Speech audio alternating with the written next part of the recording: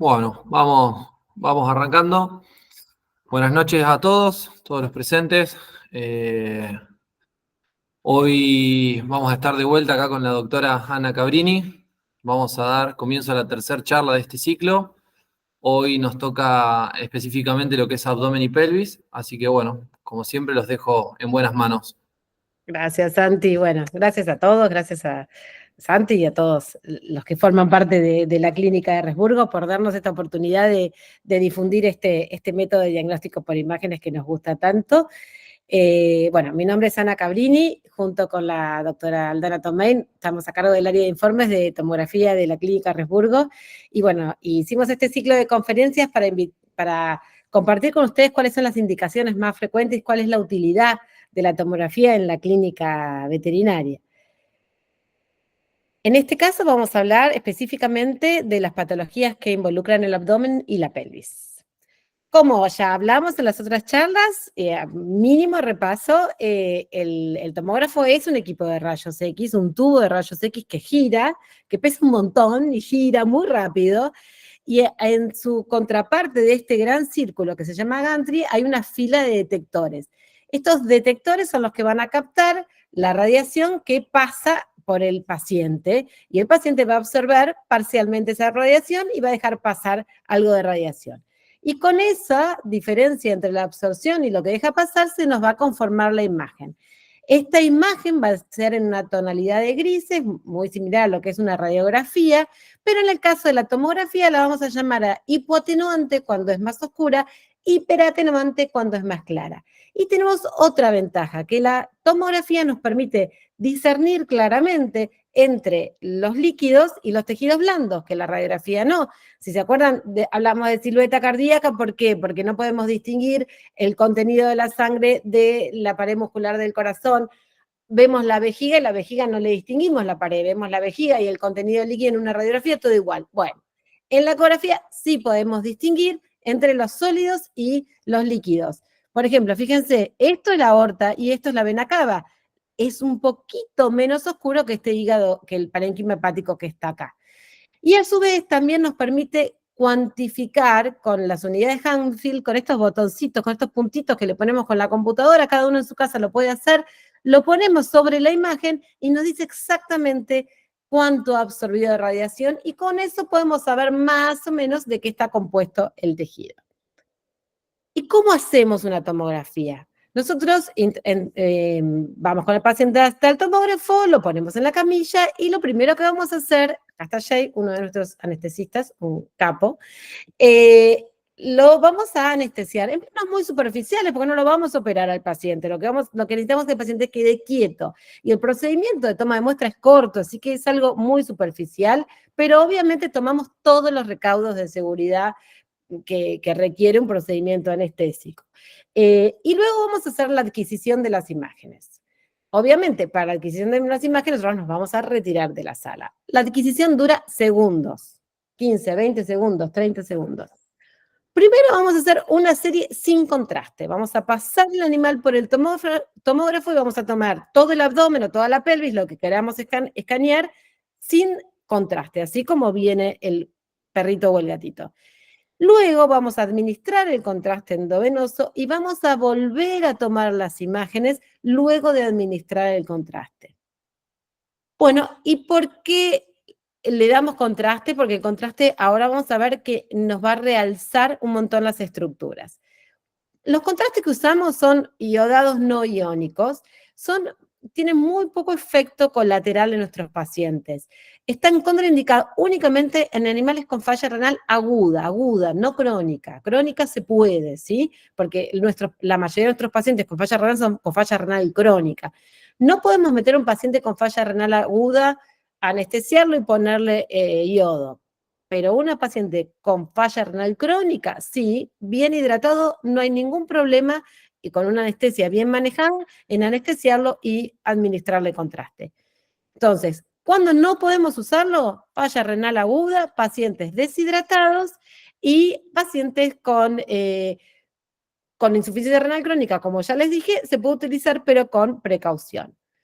¿Por qué le damos contraste? ¿Y por qué es tan importante que sí hagamos contraste en las tomografías? Porque el contraste mejora la definición de los tejidos blandos. Esta es una serie sin contraste y esta es una serie con contraste, ¿sí? Fíjense cómo el detalle de los tejidos del parénquima hepático acá que vemos es mucho mayor en esta serie. La aorta se ve perfecto, la vena porta se ve perfecto. Fíjense cómo toda la pared del fundus gástrico la vemos mucho mejor que en esta foto. Fíjense cómo en este corte tenemos el fundus gástrico y el hígado, cuyo límite no lo podemos definir. Acá lo definimos perfectamente porque hay una pequeña capita de grasa entre los dos que la vamos a ver porque esto está contrastado. Lo mismo la vesícula y esta asa de intestino delgado. Entonces, nos va a permitir mejorar la identificación de los tejidos blandos y también nos permite identificar, en el caso que encontremos, lesiones inflamatorias o neoplásicas. ¿Por qué? El realce, el contraste lo ponemos en la vía sanguínea. ¿Y dónde va a ir? A los tejidos más vascularizados. Los tejidos con patologías inflamatorias o neoplásicas tienen una mayor vascularización que el parénquima sano que los rodea, con lo cual van a saltar, los vamos a ver, se van a iluminar de alguna forma. Cuando los encontramos, nos va a permitir evaluar bien los límites entre esa lesión y el tejido que lo hospeda. ¿Y eso por qué es importante? Porque las lesiones más agresivas suelen tener límites menos definidos, mientras que las lesiones que son de baja agresividad, sus contornos suelen estar más delimitados. Entonces, ¿cuándo vamos a poder hablar de límites? Luego de darle contraste. También va a permitir evaluar muy bien cuando hay tumores, si estos tumores están invadiendo o no las estructuras vasculares adyacentes. Vamos a ver varios casos en la charla de hoy.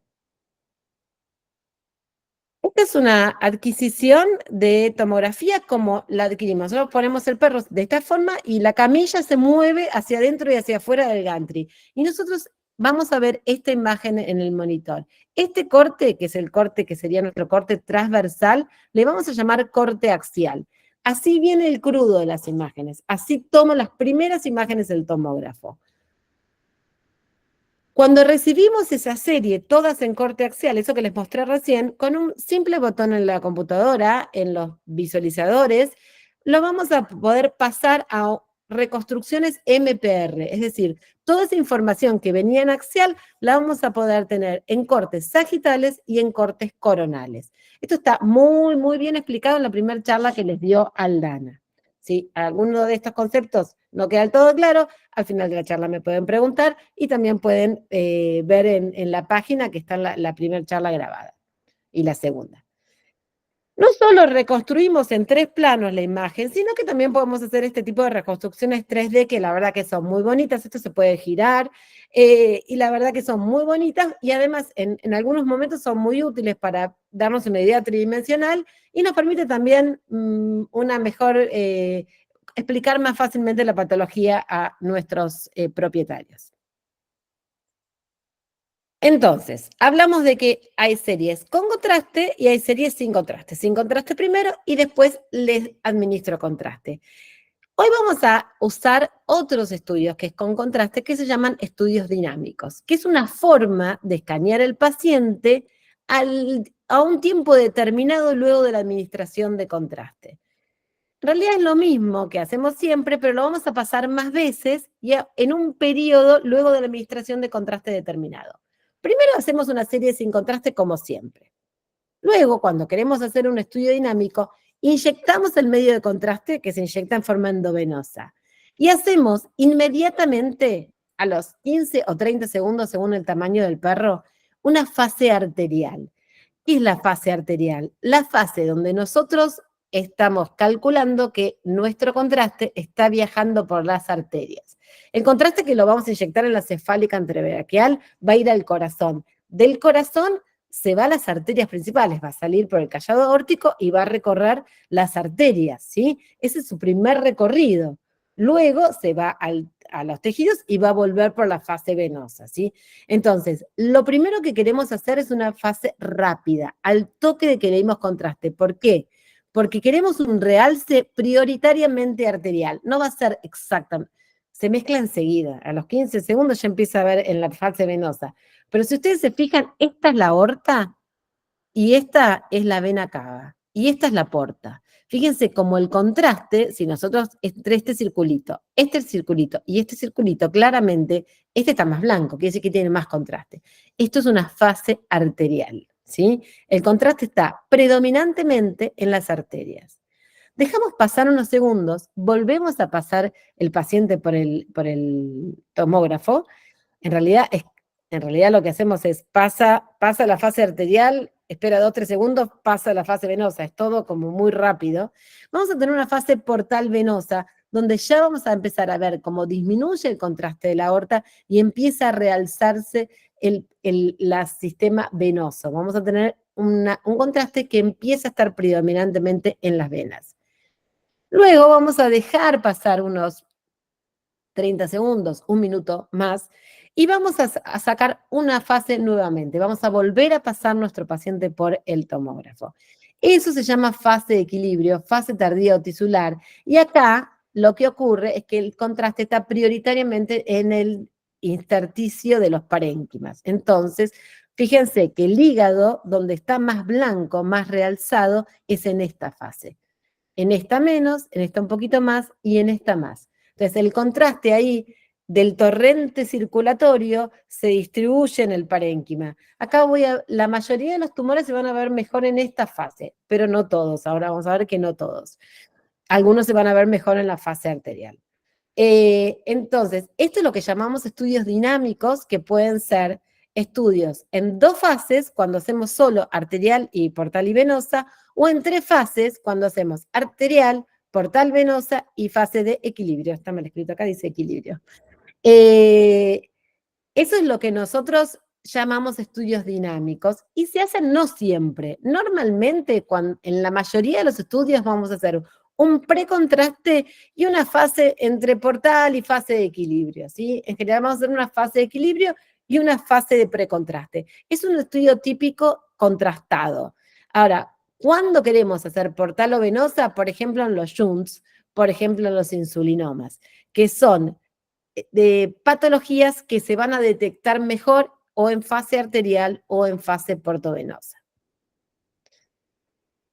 Y en cuanto a la forma de inyectar este contraste, lo ideal es tener inyectores automáticos conectados con el tomógrafo, pero la verdad que son equipos muy caros. Acá todavía en veterinaria, en lo que es Argentina, no se están usando, pero bueno, algún día vamos a llegar a tenerlos. La ventaja de estos equipos automáticos es que los manejás desde el mismo consola del tomógrafo y vos calculás exactamente cuándo inyectás, cuándo terminás y cuándo pasás el tomógrafo, y tienen ventajas porque las fases arteriales principalmente salen más limpias, más arteriales. Entonces, para algunas patologías, muy pocas realmente, tienen sus ventajas.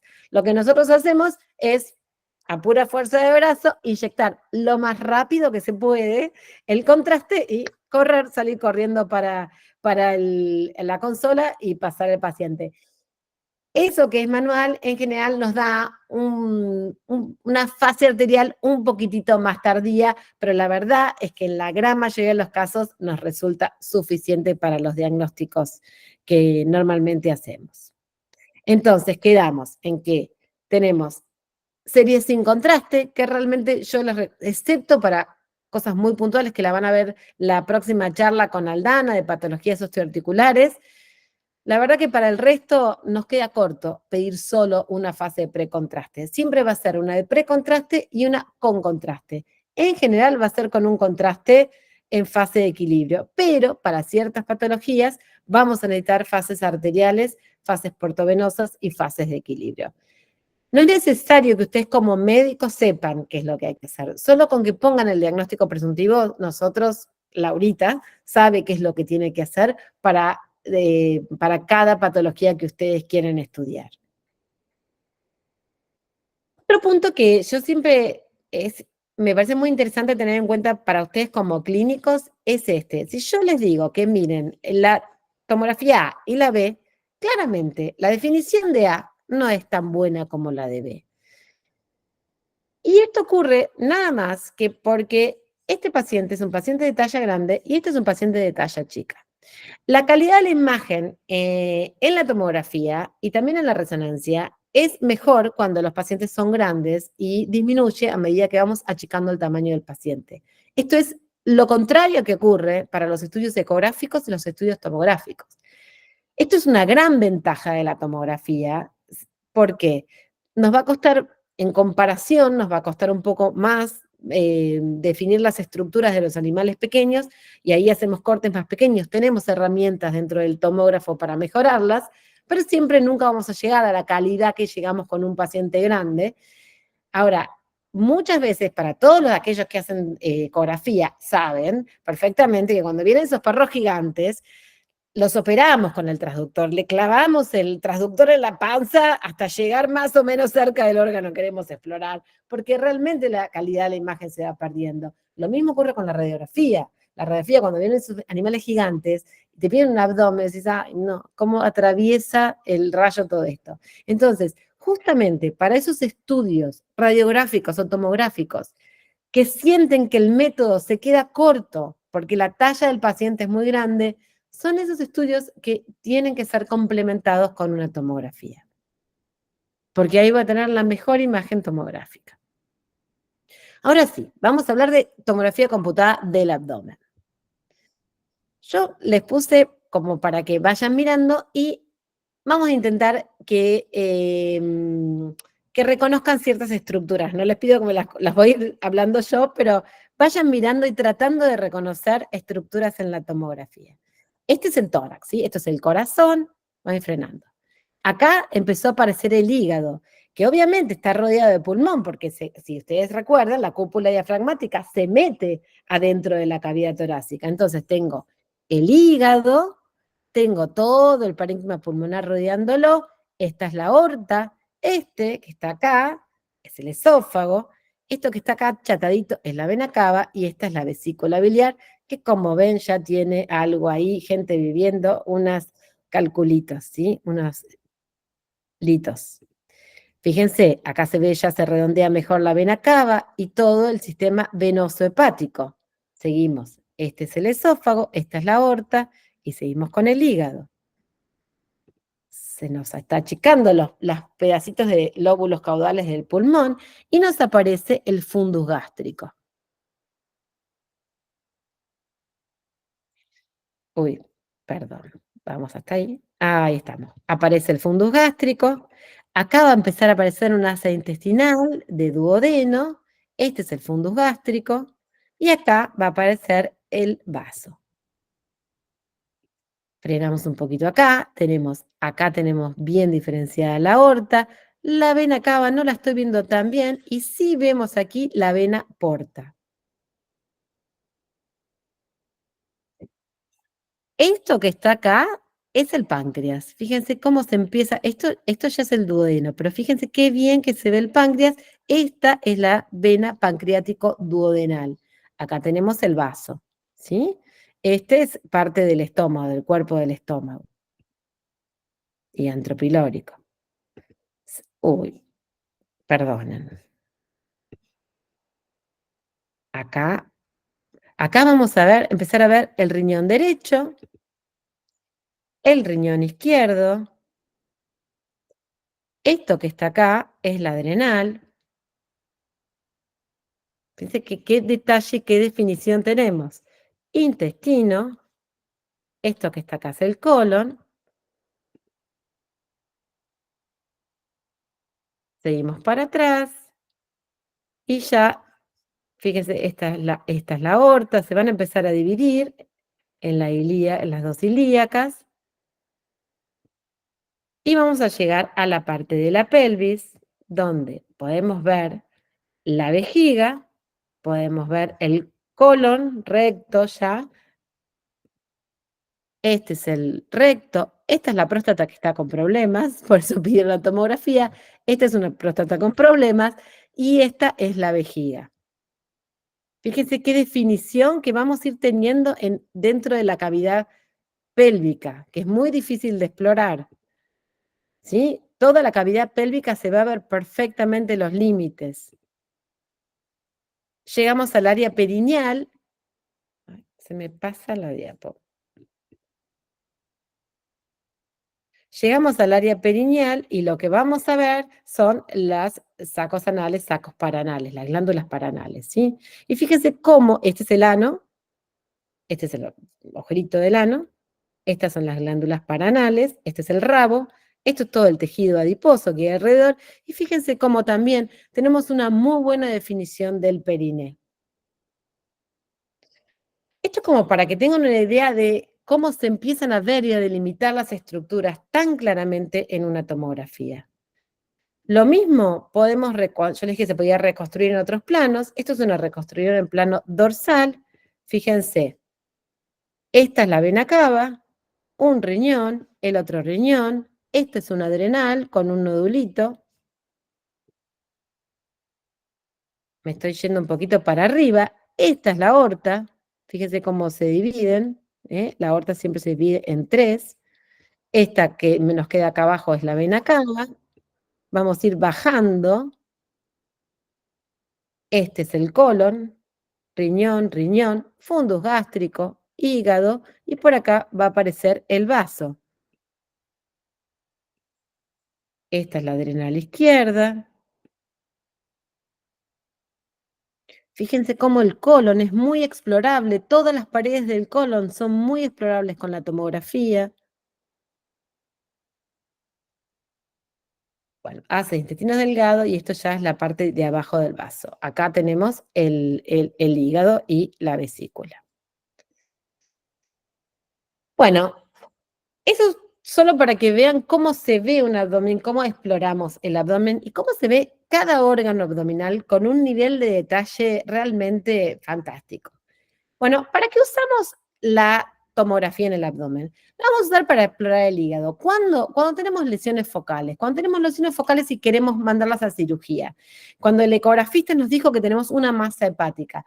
¿Por qué? Porque la localización es muy superior a la ecografía, o sea, la capacidad de determinar qué lóbulo hepático es el afectado en tomografía es superior a esa capacidad en ecografía. En ecografía nos confundimos muy frecuentemente el lóbulo, obviamente depende del ecografista, pero es muy común que uno confunda cuál es el lóbulo afectado. En este caso, por ejemplo, fíjense, esta es la vesícula, este es el lóbulo medio derecho, este es el lóbulo cuadrado, este es el lóbulo izquierdo, que es el que tenía la masa, y además encontramos en este estudio, que no estaba descrito en la tomografía, la ecografía, porque no se veía, realmente no porque no lo haya visto el ecografista, sino porque no era detectable por ecografía, un montón de imágenes focales que podrían claramente corresponder a metástasis. Entonces, si bien al cirujano le podemos decir que el lóbulo afectado es este, también le tenemos que decir que el lóbulo izquierdo, lateral izquierdo, también está afectado con múltiples imágenes nodulares.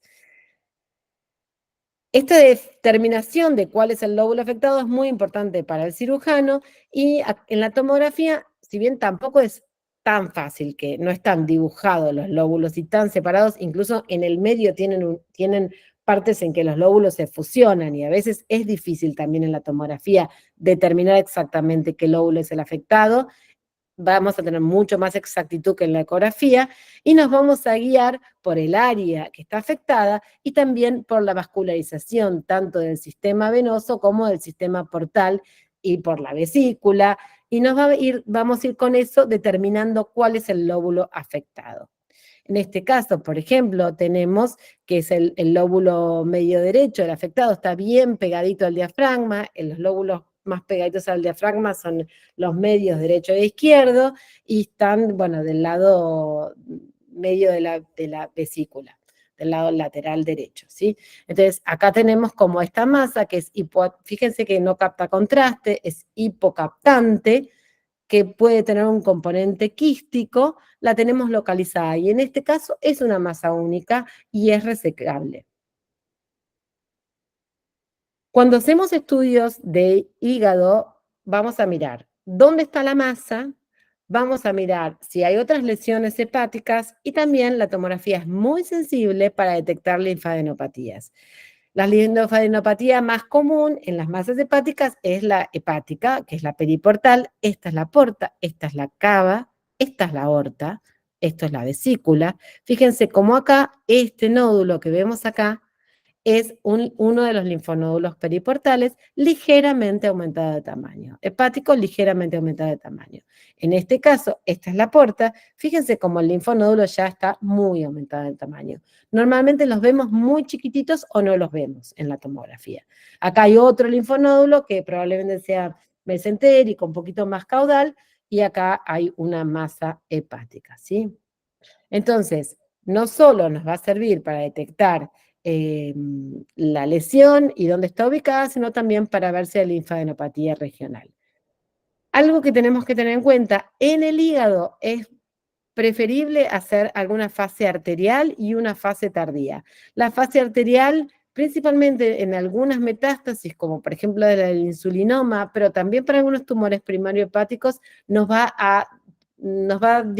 va a permitir evidenciar mejor las lesiones. Fíjense, esto es precontraste, no vemos nada, o sea, lo normal, un hígado normal.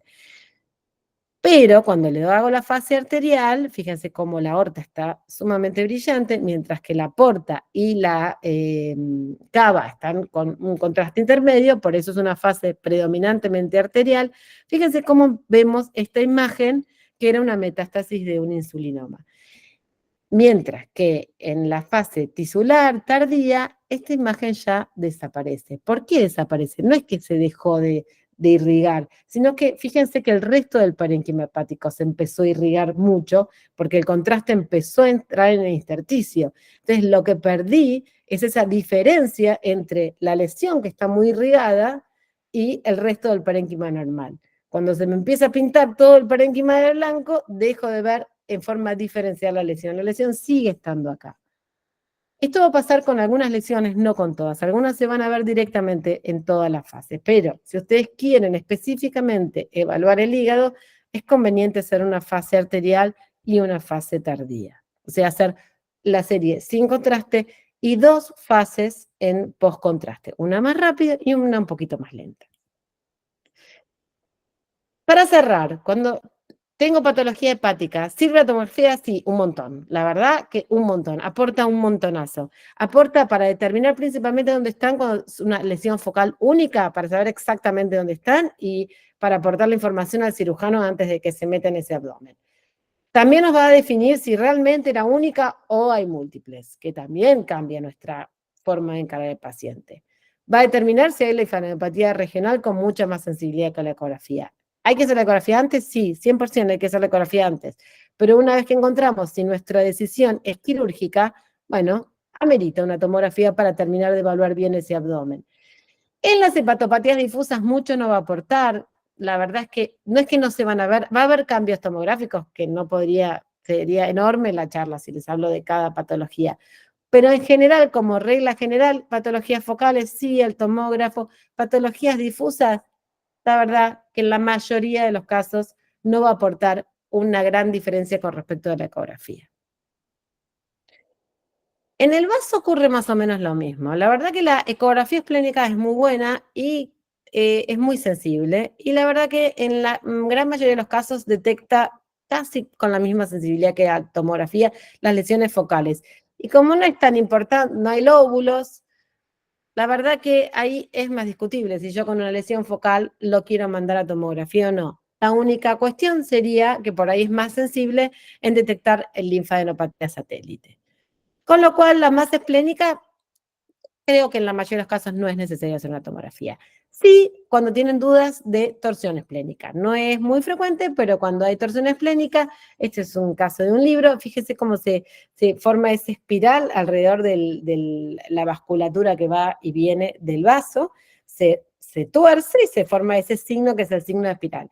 Cuando hay dudas de las torsiones esplénicas, sí amerita realizar una tomografía y nos va a quedar clarísimo cuál es la torsión.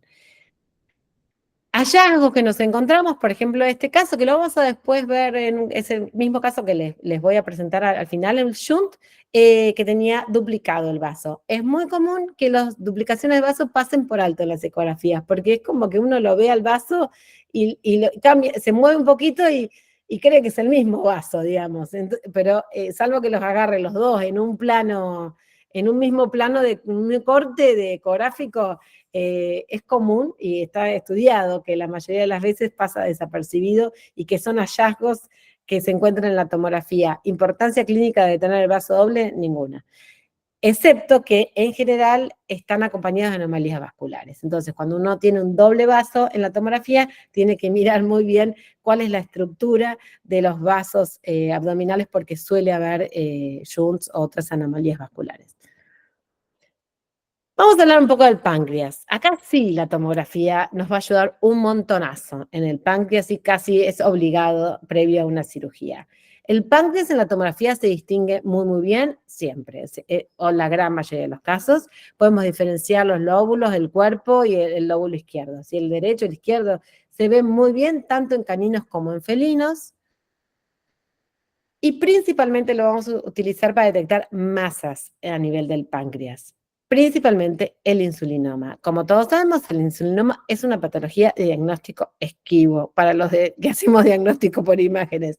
Es difícil, es la figurita difícil.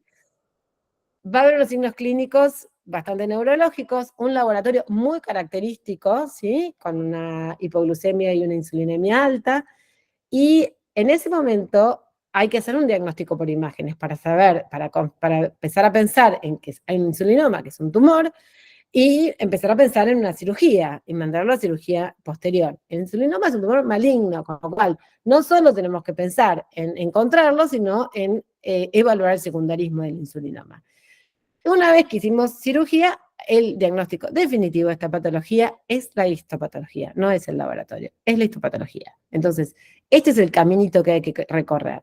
En cuanto al diagnóstico por imágenes, la ecografía tiene una sensibilidad entre el 36 y 40%, depende mucho del ecografista y depende mucho del paciente. Pacientes abdómenes grandes, del equipo, del ecografista, del equipo y del paciente y de su preparación.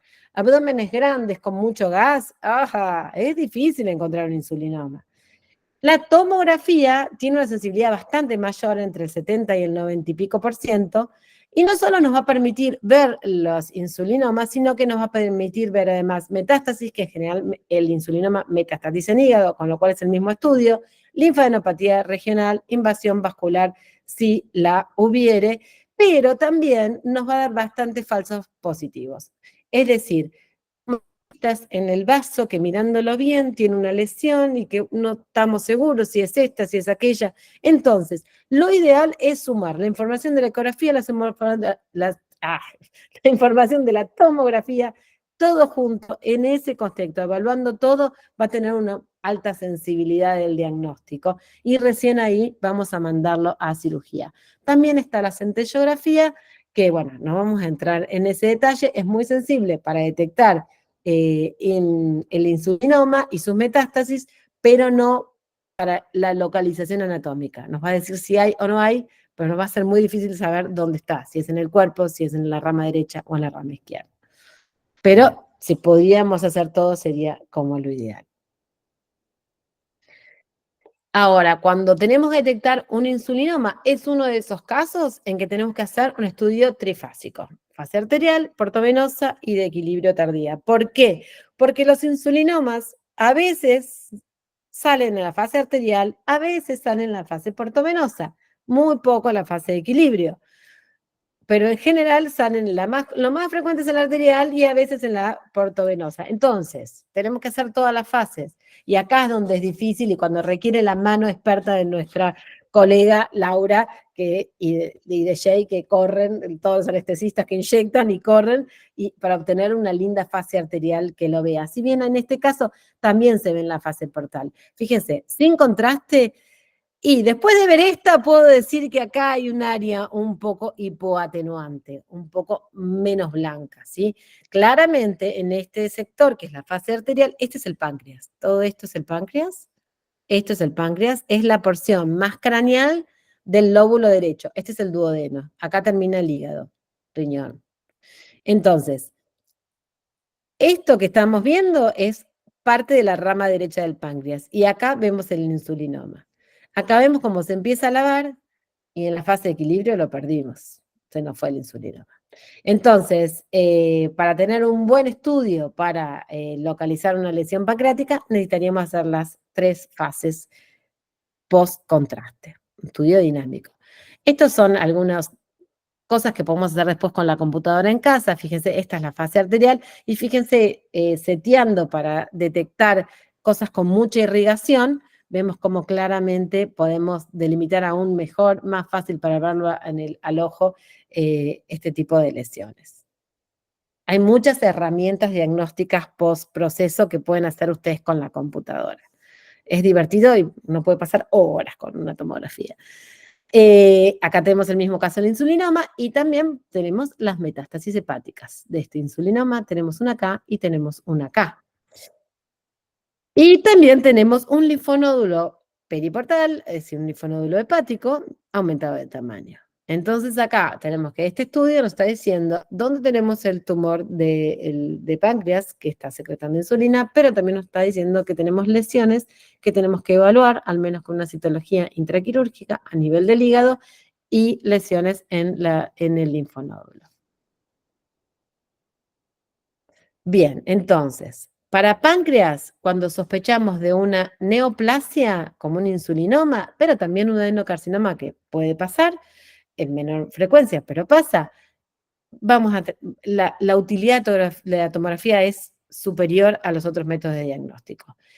¿Por qué? Porque vamos a poder detectar dónde está y vamos a poder detectar la linfadenopatía regional, metástasis hepáticas y si lo hubiere, invasión vascular.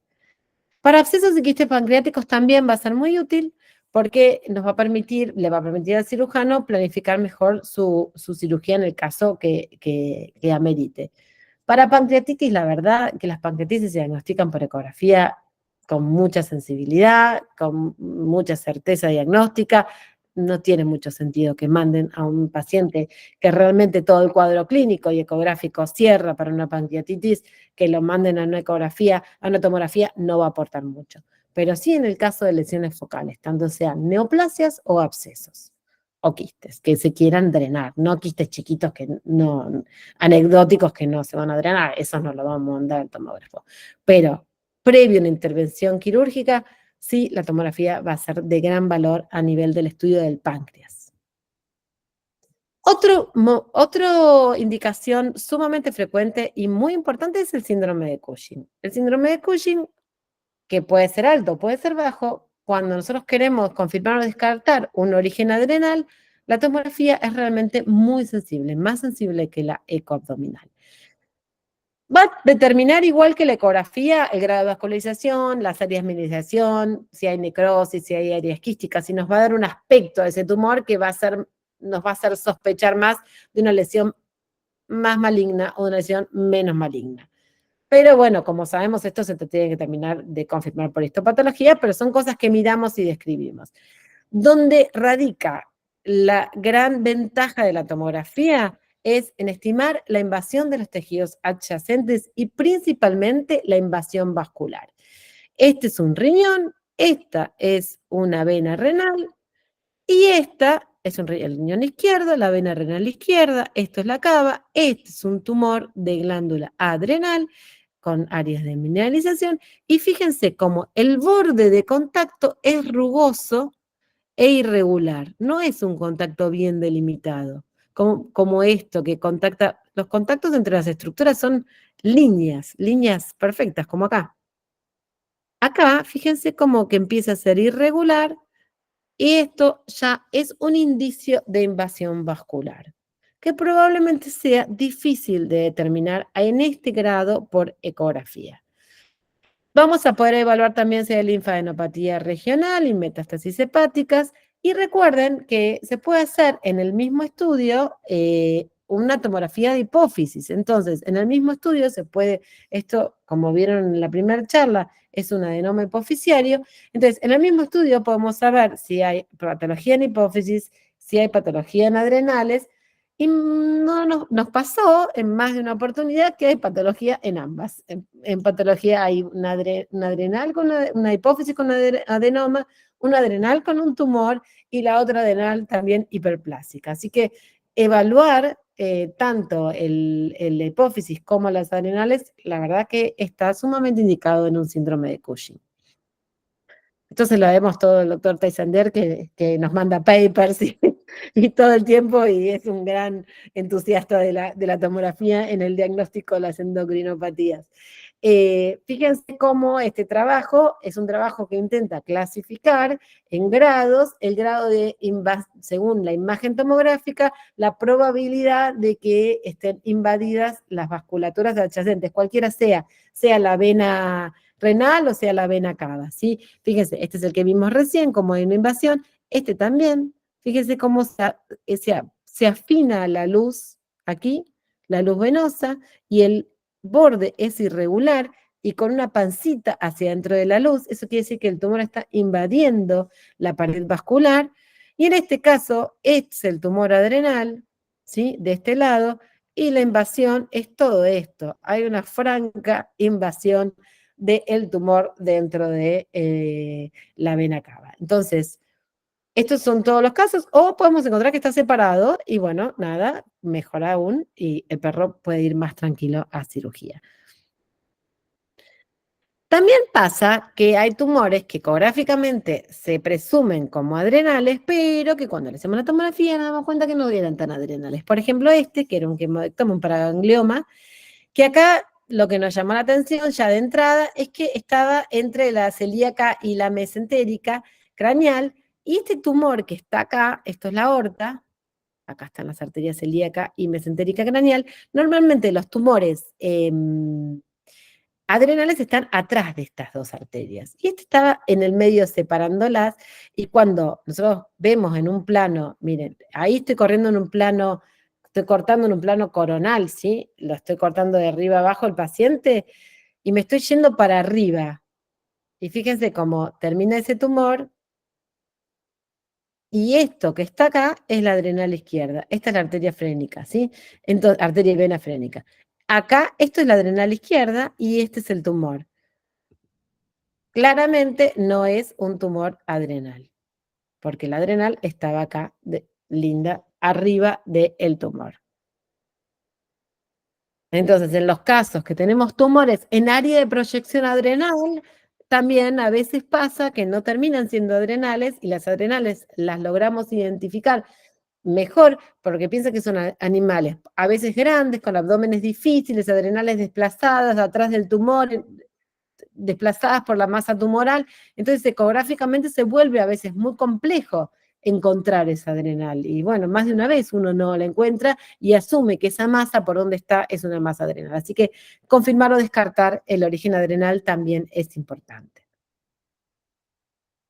Bien, en el caso del aparato urinario, ¿cuándo vamos a usar la tomografía? Para masas renales, principalmente para determinar compromiso vascular, linfadenopatía y metástasis, como en cualquier otra masa, para los uréteres ectópicos, para ver obstrucciones ureterales, para neoplasia vesical y para neoplasia uretral. Esas todas indicaciones que deberíamos mandar una tomografía antes de un procedimiento quirúrgico al menos.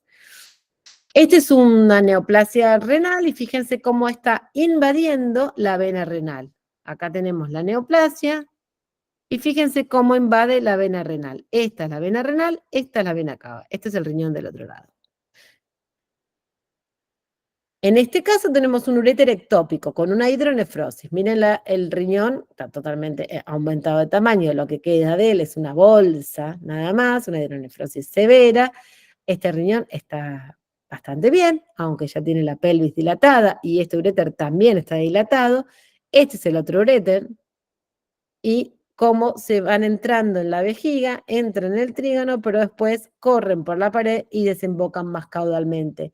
Este, que es el derecho, que es este, está mucho más complicado en su recorrido que el izquierdo, y por eso es que hay una hidronefrosis más severa del lado derecho.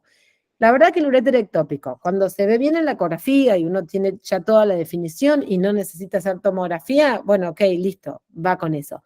Pero cuando hay dudas para el cirujano, realmente se ve muy bien en la tomografía, y no deberíamos dudar en indicar este estudio previo a la cirugía. Este es un caso de un paciente felino de 6 meses, pobrecito, que empezó con vómitos y tenía urea alta, creatina alta, hicieron una ecografía, tenía hidronefrosis y hidroureter. La realidad es que no encontraban bien los litos, veían el hidroureter, pero no lograban determinar si había litos y dónde estaban. Y fíjense cómo, este es un corte transversal, más o menos a este nivel, a nivel renal. Este es el riñón derecho con la pelvis distendida, uréter distendido, riñón izquierdo en buenas condiciones. Esto que ven acá, que mide 4,2 milímetros, es el uréter el uréter derecho, ¿sí? Que estaba distendido. Y es esto que está acá. Esto es un vaso que será, es el derecho, lo más probable es que sea la cava, ¿sí? Fíjense el diámetro de la cava y el diámetro del uréter. Y esto que está acá, hiperatenuante, blanco, re llamativo, es un lito, que lo vemos acá en el corte transversal. Y vemos un lito que ya estaba en la vejiga. En un corte coronal tenemos un riñón, tenemos el otro riñón, y tenemos este trayecto que ven acá, es el trayecto del uréter, dilatado, ven que está dilatado, hasta llegar al lito, y acá se pone normal el uréter. Este otro es el uréter normal. Entonces, fíjense que cuando tenemos dudas acerca de la ubicación de los litos, también es muy útil realizar una tomografía. Neoplasias vesicales también es muy importante la tomografía porque nos permite delimitar con mejor exactitud cuál es, más que nada, cuando está involucrado el trígono vesical o tenemos dudas que esté involucrado, nos puede determinar mejor qué parte está afectada de la vejiga y pensar si es un paciente quirúrgico o no, o qué cirugía vamos a hacer. Y en este caso, fíjense cómo el tumor de la vejiga se ve claramente y además se ve un área de contacto con el colon que está haciendo sospechar de una invasión de la pared del colon, con lo cual complica aún más la patología y también tiene un área de aumento de irrigación aquí que también puede ser una invasión secundaria. Entonces, fíjense todo lo que nos va a aportar la tomografía como estudio de diagnóstico. En este caso, una recidiva de un carcinoma de células transicionales que querían ver si lo podían reoperar y la verdad que la lesión no era grande, es una serie donde le dimos contraste retrógrado, por eso inyectamos la vejiga con contraste para ver bien esa lesión mural y la verdad que era un paciente que pobre, tenía poca lesión, pero eran 360 grados y todo alrededor del trígono, con lo cual no se iba a poder sacar quirúrgicamente toda la lesión. En el intestino, ¿qué vamos a ver? Vamos a ver masas, vamos a poder ver procesos obstructivos y semiobstructivos, y vamos a poder evaluar tanto el estómago como el intestino delgado y el intestino grueso, que el intestino grueso es esquivo para las radiografías y para las ecografías de abdomen. Con lo cual, a mí me parece que cuando hay dudas de patología de intestino grueso, la tomografía realmente les va a aportar muchísima información. Tenemos que avisar que el paciente requiere un estudio para estómago, porque ahí el estómago lo vamos a intentar distender con líquido, le ponemos una sonda y va a tener un contenido líquido o contenido aéreo, pero eso va a delimitar bien las paredes. Y tener en cuenta que cuando queremos evaluar tracto gastrointestinal, vamos a intentar hacer una serie a los 30 segundos post contraste, porque ahí vamos a tener un mejor detalle intestinal, y otra a los 60 que vamos a tener un mejor detalle gástrico. Fíjese la importancia de que haya un diagnóstico presuntivo para que nosotros preparemos la tomografía y la hagamos con una receta diferente para evidenciar mejor las lesiones. Obviamente acá siempre tienen que hacer ayuno, pero acá aún más importante, y vamos a distender el estómago. Este es un ejemplo de un adenocarcinoma gástrico, fíjense cómo esta pared está engrosada. La estratificación, acá no vamos a hablar de la estratificación de la ecografía, que se ve mejor las estratificaciones y corresponden a las distintas capas histológicas. En la eco, acá no, es solo que la parte interna está más vascularizada, la parte externa menos vascularizada, son dos capas, pero no corresponden a capas histológicas. Así que acá no hablamos de estratificación, pero sí vemos que hay un engrosamiento acá mural, muy importante que coincide con la clínica del paciente y después se hizo una histopatología y era un adenocarcinoma gástrico. Otro caso que tuvimos en la clínica con un paciente que tenía una lesión en el intestino, también difícil de ver por ecografía, que resultó ser una lesión quística, abscedada, como un absceso. Esta es la luz intestinal dentro de la pared del intestino. Esta es la luz intestinal y esta es la lesión con paredes bien definidas, que tenía un contenido purulento. Así que nada, pensaba en algo obstructivo, tumoral, bueno, terminó siendo con un final feliz y la verdad que se pudo planificar mejor la cirugía en base a la toma. También sirve para esas masas enormes que no sabemos de dónde son, de dónde vienen, esta masa que con el ecógrafo decís, ¿de quién es esta masa? ¿A quién le pertenece? Muchas de ellas son de pared, muchas son retroperitoneales, y la verdad que con esas masas que no sabemos a qué órgano pertenecen, de dónde salen y qué involucran, bueno, la tomografía nos va a aportar esa definición que necesitamos, ¿sí? Esto es una masa retroperitoneal, ven que sale de los músculos retroperitoneales y desplaza y desorganiza anatómicamente, obviamente, todo el abdomen. Fíjense cómo todo el intestino desplazado hacia la izquierda del paciente, acá está la masa, y acá está la masa. Grande, 8 centímetros. Por último, dentro del abdomen, las shunts. Las shunts, la tomografía es el gold standard para el diagnóstico de shunt, siempre complementa el Doppler vascular, es bueno hacer las dos cosas, Doppler vascular y tomografía, y tomar los dos estudios van a aportar cosas diferentes y se van a complementar. Obviamente aquí vamos a volver a hacer estudios bifásicos o trifásicos, y lo que tiene la tomografía, el aporte que nos da diferencial es que nos permite realmente valorar toda la anatomía del shunt y le permite al cirujano hacer una adecuada planificación quirúrgica. No vamos a entrar en shunts porque es un tema que tardaríamos 2 horas solo para hablar de shunts, pero fíjense, miren, este es un corte, este es el hígado, ¿sí? Esta es la vesícula, esta es la vena cava, las venas hepáticas que drenan a la vena cava, ¿sí? Esto ya es parte del tórax. Este es el esófago, esta es la aorta a la izquierda, esto es izquierda y esto es derecha. Esto es la aorta. Y esta, si esta es la cava, esta es la aorta, y esta, grande, esta es la vena ácigos, totalmente aumentada de diámetro, ¿sí? ¿Por qué está aumentada de diámetro? Si nos vamos al mismo perrito, un corte sagital, lo que vemos es que por aquí viene la vena cava, y fíjense que hay un shunt cava ácigos. Drena desde la vena cava y va hacia la ácigos, y acá se acaba la vena cava. Se vuelve a formar en este paciente la vena cava con las venas hepáticas.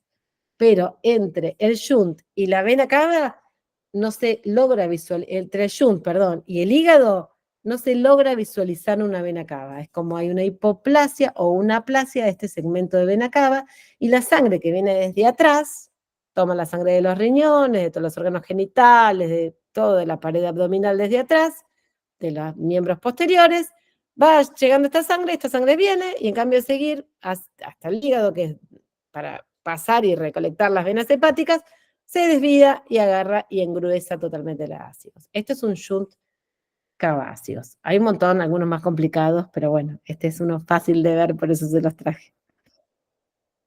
Por último, solamente unas diapos acerca de la pelvis y el periné, área esquiva para ecografistas y radiólogos. Es difícil de explorar con ecografía, intentamos, le ponemos toda la voluntad, pero yo también hago ecografía y hago rayos, y la verdad que la pelvis es una región difícil de explorar. Y es fácil de explorar la tomografía. La verdad que la tomografía para pelvis les diría que directamente como cuando hay algún problema a nivel pélvico, sí se puede y tienen a mano directamente yo mandaría directamente a tomografía, porque la diferencia de la capacidad de limitar las estructuras anatómicas que tiene la tomo respecto de la eco y los rayos es abismal en esta región, como lo es en el cuello, como lo es en el cráneo. Así que acá, si se quieren saltear alguno de los otros 2 estudios, tampoco está mal. Si los hacen, también. Pero bueno, fíjense, miren, cómo podemos evaluar realmente el colon y todo el recto, entero, que con ninguno de los dos métodos podemos evaluar también el recto. Podemos evaluar, en este caso, tiene una masa, ¿sí? ¿Ven la masa? La masa es de pared pélvica, cómo desplaza el recto. Esto es colon, esto es recto, esta es la masa. Acá tenemos la masa, sacro, alas de ilion, vejiga, uretra, colon y recto, y acá tenemos la masa. Fíjense cómo la masa también podemos evaluar en un corte transversal cómo ha afectado el sacro, está lisando, se está comiendo el sacro. Y no solo el sacro, sino que además esta masa caprichosamente se empezó a meter adentro del canal vertebral por el foramen intervertebral. Este es el foramen normal y esta es la masa que está invadiendo el canal vertebral. El nivel de detalle que tenemos es superior a cualquiera de los otros métodos de diagnóstico por imágenes en la pelvis. Este es otro caso que tenía un carcinoma prostático que sí había sido diagnosticado y muy bien por ecografía, pero el perro tenía muchas, o sea, no terminaban, fíjense que es bastante intraprostática, un perro que había sido castrado en su juventud y empezó con signos más que nada de tenesmo y disquexia, y realmente era un perrito que tenía, no sabían bien por qué tenía tantos síntomas de tenesmo. Y cuando hacemos la tomografía vemos como la masa prostática invade el colon, y el recto, perdón, ya esto es recto, ¿sí? Invade la pared ventral, ventrolateral del recto. Directamente es invasión, no es que está molestando por contacto. En este caso, cuando no hay un límite definido, podemos hablar que hay una invasión tumoral. En el caso de la zona perineal, que uno dice, bueno, la veo desde afuera, pero ¿hasta dónde llega internamente? Y para eso también sirve mucho la tomografía. La tomografía, en el caso de los carcinomas perineales, va a poder delimitar si están afectadas los sacos anales. Estos son los sacos anales, este es el ano, esto es un carcinoma perianal, ¿no? Fíjense cómo hay todo un aumento del tejido vascularizado. El resto del periné tiene mucha grasa, entonces contrasta mucho la lesión perineal contra la grasa del resto del periné. Puedo saber hasta dónde llega, tanto en los laterales, cuánto tengo que resecar, como en profundidad, ¿sí? Cuánto me estoy metiendo con la lesión para adentro, si realmente la lesión va a ser resecable o no resecable. Y a su vez permite evaluar el grupo de linfonódulos que están dentro de la pelvis, ¿sí? Que también son, no llegamos con el ecógrafo a poder evaluarlos y por radiografía no se distinguen. Entonces, en el caso de las masas perineales o las patologías perineales y las patologías pélvicas, la tomografía realmente les va a aportar muchísimo valor y muchísima información relevante al momento de tomar decisiones terapéuticas. Otro caso de una masa, en este caso era una neoplasia vaginal enorme, pero fíjense cómo el límite acá, ¿ven que el límite, cuando yo digo el límite está bien definido? En este caso, si bien comprimía, no invadía el recto. Este caso es más quirúrgico que el de la próstata chiquitita de la otra vez, de la diapositiva pasada. Este es el útero con un poco de colecta, acá está la vejiga, y esto es todo la masa. Y en unas reconstrucciones en tres dimensiones, podemos ver, en este caso, la masa aquí, y toda la vascularización aumentada, y la masa, toda la irrigación de esa masa, en este caso, y como vemos, se puede ver tanto en los cortes axiales o sagitales, o en este tipo de reconstrucciones, no había invasión de las estructuras óseas adyacentes. Entonces, la verdad que si bien lo tiene que decir un cirujano, esta masa a priori es más resecable que la de próstata que vimos la anterior, esta, que parece más chiquita, pero realmente tiene más complicaciones a nivel de invasión.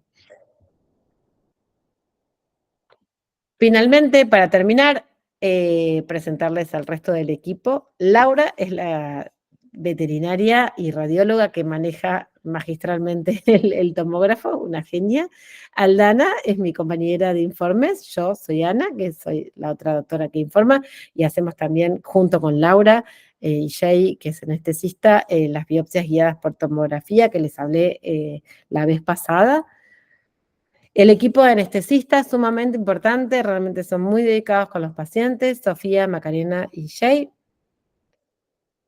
Y bueno, si quieren pueden sacarle con el celular, con este QR, este es el número que le tienen que dar a los pacientes para que soliciten un turno. Así que si ustedes graban acá el contacto, turnos de tomografía para Resburgo, le dan este número a los pacientes y los pacientes se comunican con la clínica para que les den un turno. Hacemos tomografía los lunes, los martes y los jueves. Así que tenemos una gran variedad de turnos para ofrecerles. Nuestros nombres, Aldana Tomei y Ana Cabrini, somos las dos veterinarias que nos hacemos cargo de la parte de informes y también les dejamos con el QR los teléfonos para que nos pregunten lo que quieran, o sea, lo que necesiten. Tengo un paciente que vos creés que me va a servir la tomografía, se verá lo que quiero ver, ayuda, no ayuda, tengo este problema, lo que quieran nos pueden preguntar, estamos disponibles. No contestamos nunca el teléfono, así que llamadas, olvídenlo, pero por WhatsApp y con paciencia, dentro de las 24 horas les vamos a contestar cualquier duda que tengan acerca de la tomografía. Bueno, y con esto, si alguno tiene una pregunta, y si no, bueno, vamos finalizando la charla. No sé si... Excelente, Ana. Buenísima la charla. Yo quedo acá a la espera a ver si alguien tiene alguna pregunta y te voy contando. Si no, bueno, cualquier cosa también por WhatsApp, no hay problema, si se les ocurre más tarde. Bueno, espero que les haya colaborado con cómo se ven las cosas en la tomo y, bueno, y la gran utilidad que tiene, ¿no? Sí, la verdad que estuvo muy bueno. Ahí, bueno, Victoria Sosa dice muy interesante, muchas gracias. Fátima, también lo mismo, muy interesante la charla. Ahí justo se me corrió.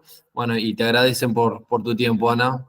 Bueno, Acá Jessica oh, Jessica. Saturno, también agradece. Bueno, espero que les haya